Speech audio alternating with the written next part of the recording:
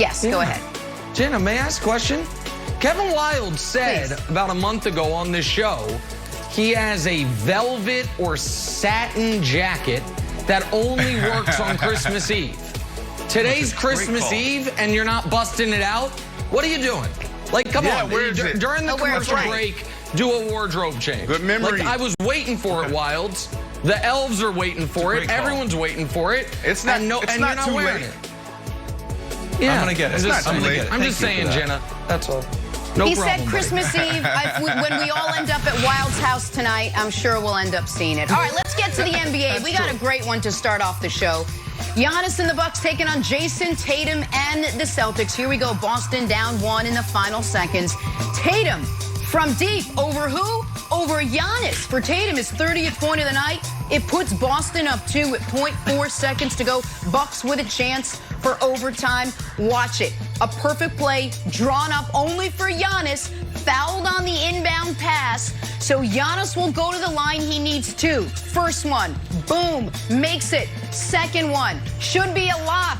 Not a lock. Misses the second. Giannis, you can't miss it. Good observation, Jenna. Celtics take an exciting season opener. Nick, my Celtics are undefeated. How about that for Boston? But we got to start by talking about this ending. What do you think, and we will get to Danny Ainge. Nick, bigger deal, Tatum's game winner over Giannis or Giannis coming up short at the line at the end there? All right, I'm going to start with the free throw, and then I have a question to ask Kevin Wildes. Listen, announcers don't like to hear this. Media members don't like to hear this, but here's a dirty truth about the NBA. Missed free throws don't actually really matter.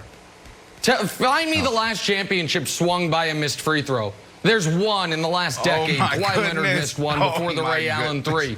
People love banging on, oh my God, how do you not make your free throws? Because it's the one thing commentators can say, well, I could do it. Well, no, actually, in the moment you couldn't. You'd miss the basket entirely. So Shaquille O'Neal, historically bad free throw shooter. You know how many playoff games he lost because of free throw shooting? None that mattered ever, really. Oh, my goodness. I'm not worried about that. What about Karl Malone's? What about Karl Malone's free throws?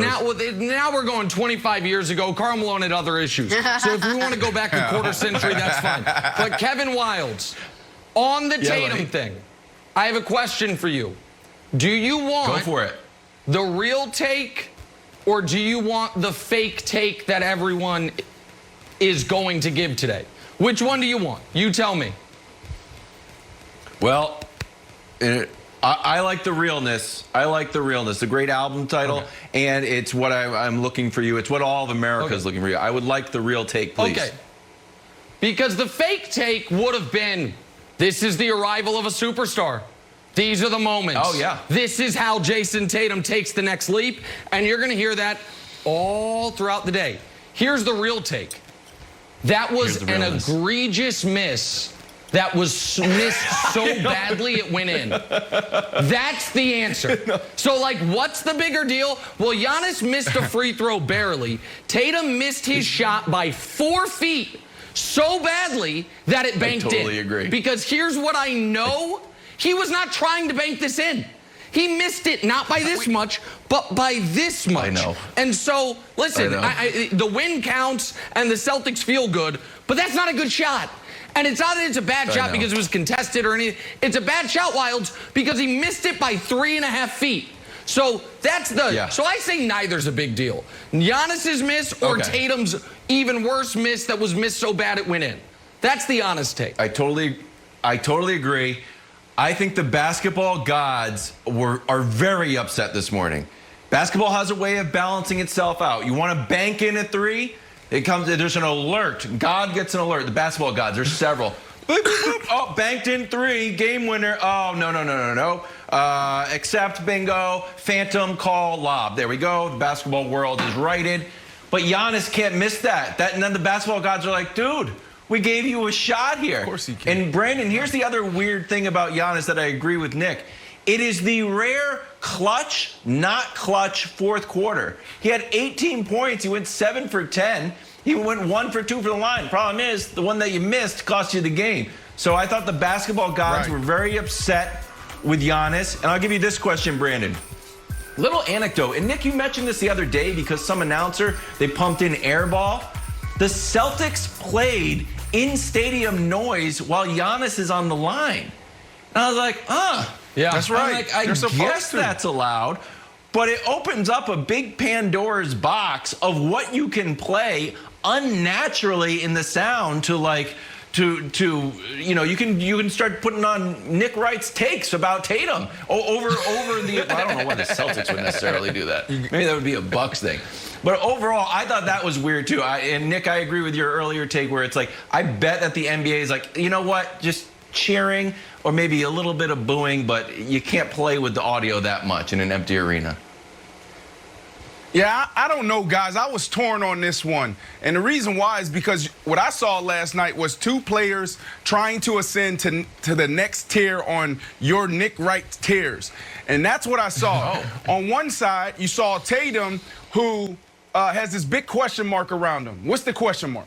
Can he become a superstar? Can he do what he actually did last night? And there's no evidence that he didn't call glass. So do we or do we not know if he called glass? Because if he called glass, then look, great shot. Well, until we get proof, I'm going with that he called it. But sometimes those moments are the thing that you need to actually take you to the next level. Sometimes you close your eyes and you make that one-hand catch and it's like, oh man, I didn't mean to do that, but it gave me the confidence to go make that play again. So I think on one hand, you have Tatum trying to show us to go to superstar status. And then on the other hand, you know, I want to say that, you know, Giannis, it was more important. The more important thing here was Giannis, because Giannis is a two-time MVP. Giannis is supposed to be the face of the NBA, potentially the best player in the NBA. And we're looking for him to ascend. And where are those areas that he needs improvement? Well, free throws. Like, if this was just a single game, an isolated issue, then it wouldn't be an issue. But he shoots 63% from the line. That is a problem. We also see him like, will he shoot threes? Well, he shot 8 threes last night, so he showed that he's trying to at least attempt to get better there, and then also put his back against the basket and try to create offense differently than just putting down his shoulder and bulldozing his way to the rim. So look, I think it's a bigger deal that Giannis missed this because he's a 63% shooter from the line, Nick, and it does matter. Like, you keep talking about free throws don't matter, but sometimes these little moments are the difference between winning and losing. Okay, so I agree with nearly everything Brandon said except for the free throw thing. So on Giannis, I also I thought you saw him trying to score in different ways than he scored throughout last year's season, with a more post-up game, more back-to-the-basket stuff, and as Wilds pointed out, Giannis's fourth quarter was brilliant.